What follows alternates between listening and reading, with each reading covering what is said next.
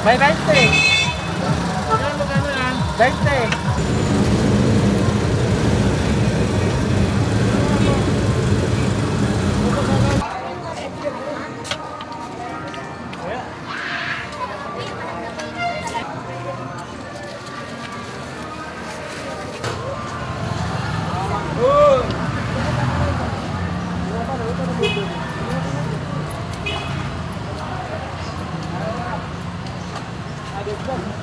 Nata de coco. Ah, nata de coco. Mga salad. Oo, salad. Magkano yung price niya?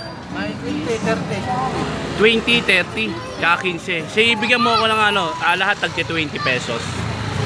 Dalawang klase lang. Ah, dalawang klase lang siya. Sige, bigyan mo ako.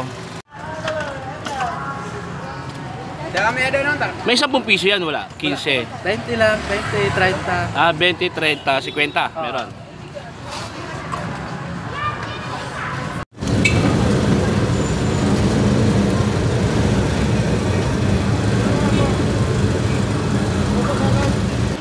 Thank you po. Salamat.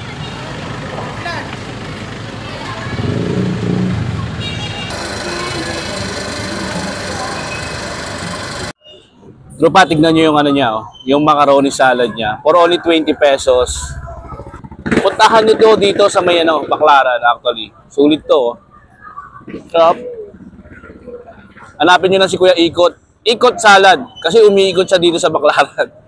So, sarap po. Sarap. Typical na macaroni salad.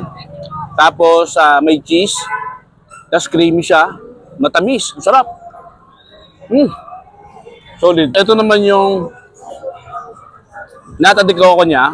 Yan. May nata de coco. Yan o. Yan. Tapos meron siyang ano, may gelatin. Tapos may fruits din at may buko. In fairness ha, tignan mo. Oh, sarap po. Grabe, ang dami talagang ano. So pa, ang dami mga street food talaga na iba-iba talaga dito sa Maynila. Hindi pa na-i-explore. Ang sarap talaga oh. Solid to. 20 pesos lang oh.